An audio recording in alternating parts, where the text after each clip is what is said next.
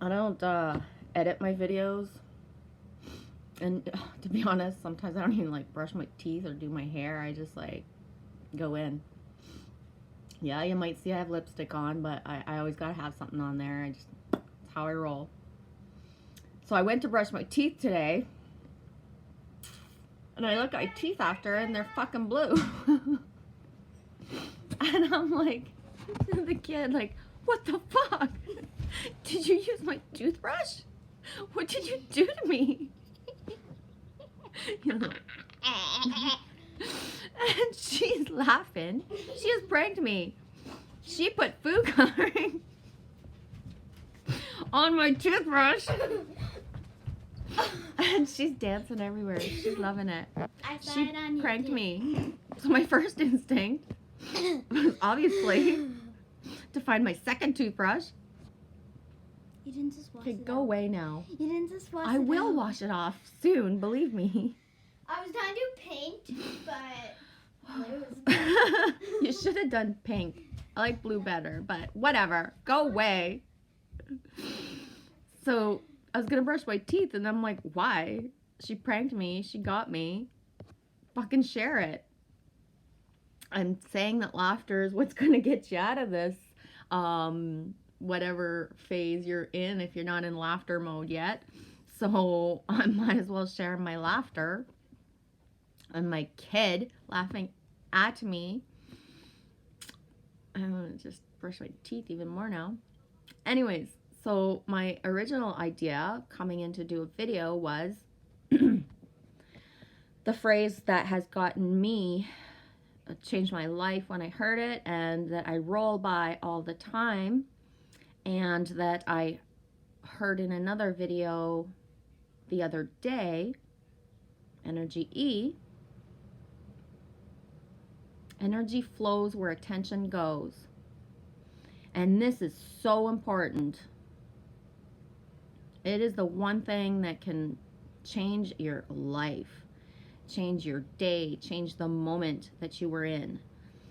The second you realize where your attention is and you choose where your attention goes, your energy flows with your intention.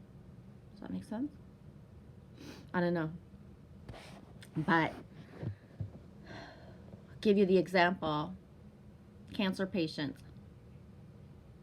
Somebody who's been diagnosed with cancer, who starts believing and thinking they're going to die and starts planning their funeral to make sure their loved ones have no excess, time to spend on them when they're gone, and starts to believe that they're going to die, they die. I'm not going to pussyfoot around the words. Someone who's diagnosed with cancer and starts making bucket lists and starts to think of everything they're going to do once they're done with their treatments. They fly through their treatments sometimes where they are the love and light throughout their cancer treatments, making everyone around them laugh, seeing it through positive eyes, and just blasting through. Boom, done.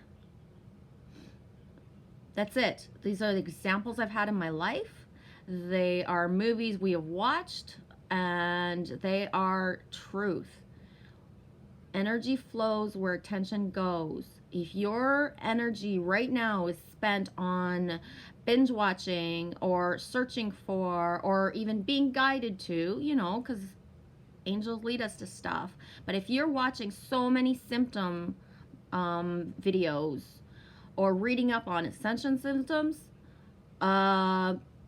think about it. Can you knock off all those symptoms and say that you have them now? Most likely. Am I saying to stay away from every single video that mentions symptoms? No.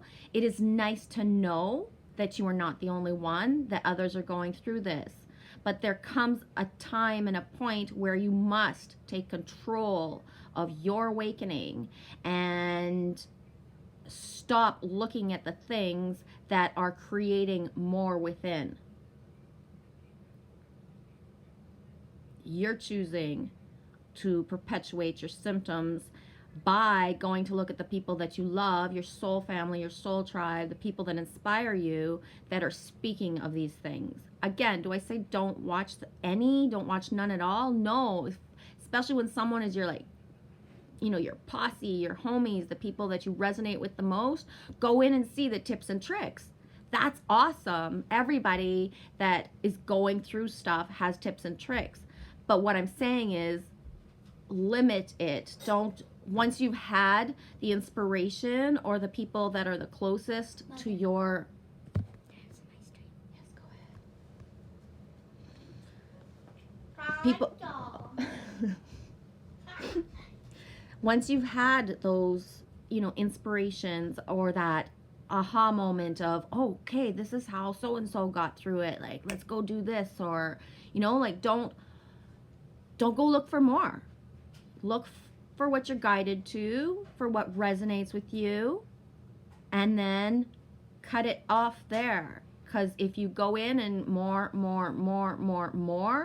that's where your energy is going to flow. Are symptoms real? Yes. Are they a choice? Yes, as well. I play with my ascension journey, my awakening, what I'm going through within. I test my boundaries my way. So this is something I've discovered for myself. If I go a little bit into certain things, I'm okay. But if I hear it like 2 or 3 times with 2 or 3 different voices, then I'm just bound to be sucked in. And it's okay to get sucked in. This is what I say when I say I'm playing with it, because I am realizing to what point that what I take in is going to influence my thinking. So I just am learning to limit what I take in a lot.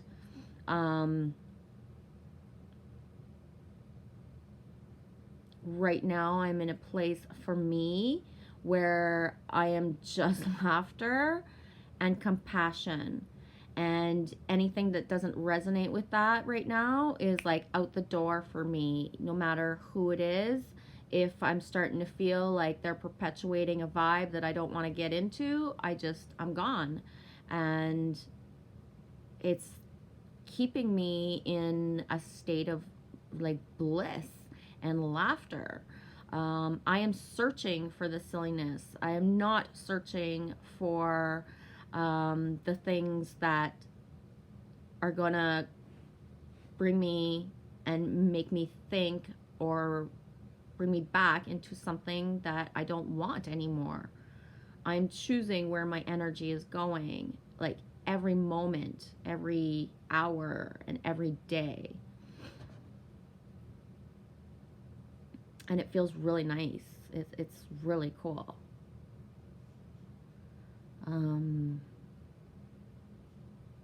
What else?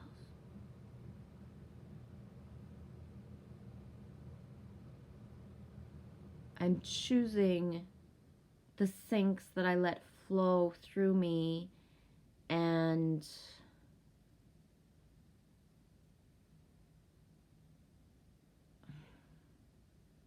limiting the things that are not for me. I really sometimes was whiny to my angels about like, this is it, this is my only mission, like this is all, like I want the rest, I want more. And you know, I realized to what point, like I've always known that gratitude changes everything, but I realized that by turning it around and stopping the I want more and just being grateful for what I have, it's changed my vibe like again, and helping me to just stay in compassion and laughter like a lot. I don't even know how to verbalize it more. I've always had to battle the shame of having certain things come easy, and I have a path where my surrender mode is is so there that I don't know how to say it. I have a lot of compassion for those who are still having to work their 3D jobs and in, that thing where they have to balance their day still, because I'm past that. And I've had a lot of guilt that I'm past that. And it sounds weird, but when you take the leaps of faith and what the leaps of faith lead you to and the smoothness of it, it's like I felt bad for having made the choices that I made fast and early on, that I don't have to balance my days with 3D things anymore. And I said it, weeks ago when I made the choice of what I had to make. It was my last day. It was my last day in 3D for me, because I don't have, I wake up in the morning and am in surrender mode of what am I gonna do today? Let me know when it's time. And that's it. And it's a beautiful place to be. And I had to overcome the shame of it or the guilt of it, that I see I'm a witness to the people who still have to wake up at a certain time and go do a certain job. And those are the choices of what surrender is, what listening to guidance is. It's like I told my son when I was with him I don't know, a few weeks ago. When you go to your job, Sam, do you feel happy? Does your tummy hurt when you go? Because he works in the north, 2 weeks in, 2 weeks out. And I was like, when your plane is about to leave, are you looking back thinking, I wish I was home? Or are you looking in the plane thinking I'm in the plane and I'm heading to work? And he said, right now, where I'm at is that every 2 weeks when I come home, obviously I'm really happy to come home. And every 2 weeks when I leave, I'm really happy to leave. The grounding thing for him to be happy to leave is that he likes the money he's making. He's proud of himself for his job. And he knows that the experience he's getting is what he needs to build up to what he actually wants, is to be at home all the time. So we really talked about the fact that I told him, right now, if you're at, 90% happiness and 10, because it's normal for him to be oh man, I'm 2 weeks without my girlfriend and my house and my dog and my cat, so it's normal for him to feel a certain part of him is but like I said, when your percentage starts to go down, when it's 70%, that when you're getting on the plane, you're looking back and wishing you were here, is when you need to start making the moves of what your next steps are. He's an industrial mechanic, so he works on the big machines, and so he goes up north because the pay is amazing, and the experience that he's gaining on working all these machines. But he knows in his heart his number one goal, even if he's only 22, is to be out of his own garage with his own truck, to be able to go on the road or go to the people that want their machines fixed, or to bring them to him. And ultimately, he might not be able to create that within the next year. But like I said, now that you've bought your house, you have your garage, you can start taking side jobs in those 2 weeks. And he's like, yup, I'm already on it. And it's awesome, because that's building his name. And like I said, you've bought a house in between two centers. They're really small for the rural area that I'm from and that he lives in, but you have a choice of the Quebec side or the Ontario side, and you have both languages within to be able to just say like I'm gonna go to this side and get this job just so I can be home every night and then keep building that reputation that he's got. Like my son's gonna be 7. No, he's gonna be 22 on April 7th.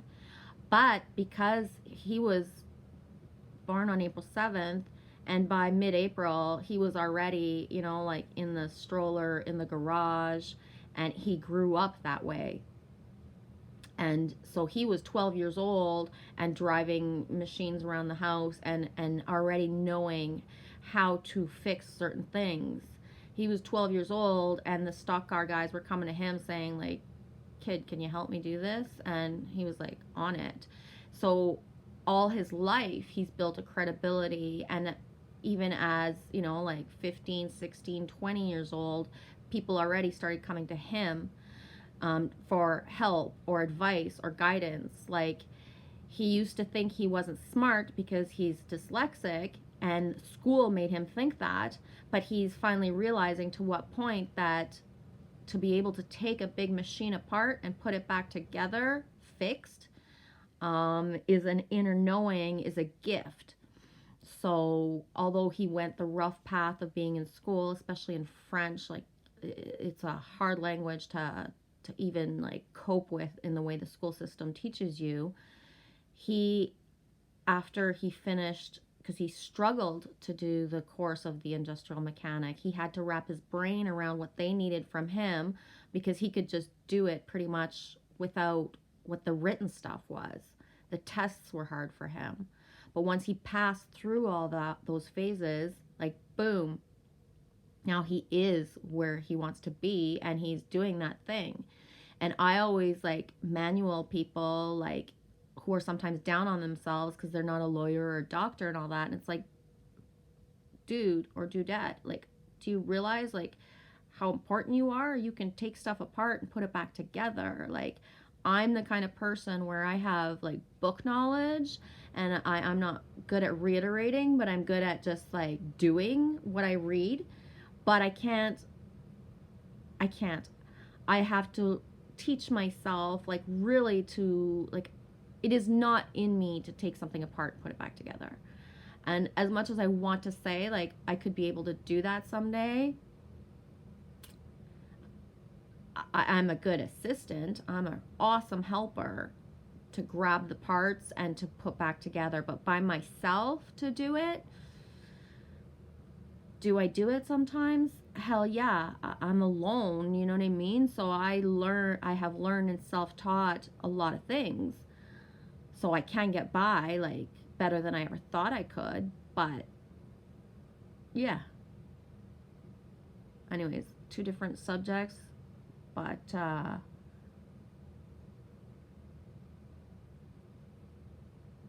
these waves are beautiful, and where your attention is going to them, what you think they're going to give you, they're going to give you back. So if you're seeing them as waves that are going to slam you and put you in like a symptom state, that's what they're going to do. If you grab onto these waves and ride them like a motherfucker, like fucking watch a fucking surfer movie, and yes, do they get slammed off? Yes. Yeah, they do, but you get right back on and you just like look for the biggest wave and ride that motherfucker and see it as good, see it as pure, see that it's not going to slam you off, see that if it slams you off, it's like when you trip on ice and you be all slipping everywhere, and instead of being like, oh, woe is me, like it hurts so much, that you turn it around and you put yourself into like a laughter mode and you think like, this is not going to hurt. One of the people that helped me a lot that, doesn't speak like ascension talk necessarily, but motivation talk, Alexi Panos. I don't know if I'm saying her name right. I don't even know if I have any of her vids saved in my stuff. I'll maybe go look one up. But she had an awesome video that I saw years ago about, the power of the mind and what we think. She had said she was going surfing in the morning, and the evening or the afternoon she hurt herself. And instead of thinking like, oh my gosh, I've hurt myself, I can't go surfing tomorrow, the placebo thing. She trained her mind to say, like, this is going to heal. I'm going to be fine. I'm going to rock that board in the morning. And like she even was saying, like the example of the bruise that was on her body and how she chose not to accept that bruise and that pain, and how she pushed it away by believing it was gone before it was already gone. And I've already done this like all my life in a way, but she made me realize that I do it. And the example, like I fell on my butt on the ice the other day. Like this is like example from life. I fell on my butt like so bad the other day. I hurt 3 parts of my body. I hurt my ass, I hurt my elbow, and I hurt my hand because I had the keys. And in the moment that I fell, I wasn't laughing. I was trying not to cry because I was like, I'm not going to cry because it's not going to hurt. And I got myself up and I got in the car and I told my angel to like send me sing songs to get my vibe up. And if I got to find a CD, I will if you're not going to send them to me. Like, I am not going to be in pain. I am choosing to heal this. Like right now, I'm not going to have like a broke fucking ass all fucking week. I am not going to lose like the agility in my elbow to not be able to bead and my hand, because that's how much like the instant pain. And I passed by the coffee shop I usually go to because it was like, I am not stopping. I'm keeping the vibe of heal, heal, heal. And I'm not stopping for a coffee, even though that was my destination, or the reason I was getting in the car, because I'm not gonna like, I'm not quite there. Like I need to make sure that like boom, and then I hit the highway. For me, driving is healing. It's just, it's a state of grace for me. Like I just rock that drive. And by the time I was on the highway and halfway to this next coffee shop, which I didn't realize I was going to turn at, but by the time I saw the next one at the exit, I was like, ooh, I'm good now, and I'm feeling groovy, and my songs are up, and I'm good, and I'm okay. And I chose not to go with the pain. I could have spent the next, week thinking like, oh, my butt hurts, oh, my hand hurts, oh, my elbow hurts, and I chose consciously that that was not going to happen to me. And I have like a shitload of more examples, and I know to what point, like, that it's not age, that what we physically are in real life, whatever, I don't even know the words for it. I hurt myself in October because I was going against guidance about something, and I hurt myself where when I did the same thing in my 20s, 30s, and early 40s, I was unable to move for days. And it took weeks, like fucking weeks, to heal that, because I didn't know how to, because in the instant that I hurt myself in October here, when I fell and the impact, and the moment there was impact, I said, no. And I did not, like, instead of saying like, ow, I said, no. I chose to not let it in me. And I still limped around for a couple days, but in real life, the way my body in my 20s, 30s, and 40s, before I realized how I control it, like I'd been to the hospital those 3 times for medication, and told to lay on my back and to not move for a certain amount of time. So it is not age. You don't get, it is your mind and it is your beliefs, it's your alignment within that decides where your energy goes. Anyways, I've been like whoop, whoop, whoop, whoop, whoop. I think my teeth aren't as blue. I don't know. I kind of think it's funny she chose blue. And I saw the dye on the floor last night and I was like, what are you trying to tell me? Like, why is there blue? And everything's blue. My sinks are always blue. So I saw the dye last night. I saw it that it wasn't in the right place. And this is what happens. And I saw when I spit the first time there was blue. But I didn't catch on until I had rubbed it in like everywhere. Yeah. This is what happens when you live with a little prankster clown. It's easier to have ways to elevate your vibe because she is always elevating it for me and with me. And could I have chosen to be like, what did you do to my toothbrush? You can't do that. No, bruh. Why? She got me good. She's in like so much like prankster heaven trouble right now. I don't know what I'm gonna do to her. If you guys have any suggestions for like getting a 7-year-old, write it in the comments because I'm open to suggestions for pranking my kid. You know what she did to me the other night? She did the unthinkable. I went to have a glass of water and she went in my bed and scared the living, like, I screamed so loud, my throat chakra fucking cleared. I probably caused a fucking earthquake in like fucking Mongolia. I screamed so loud. And I was like, dude, the bed is off limits. You can't scare me like that. Like, oh my God. But really, I was impressed. She got me good. So this is where we're at, like prank-wise level. Like, you know, if you got a good prank I can do, let me know. I'll think of one myself. Rest assured, I will. But if you got any, you know, tips, suggestions, something I can do to my kid, she turned my teeth blue. Like, I gotta kick it up a notch. I'm not sure. Anyways, have a good day. Happy Thursday. Get that hammer out. Rrr.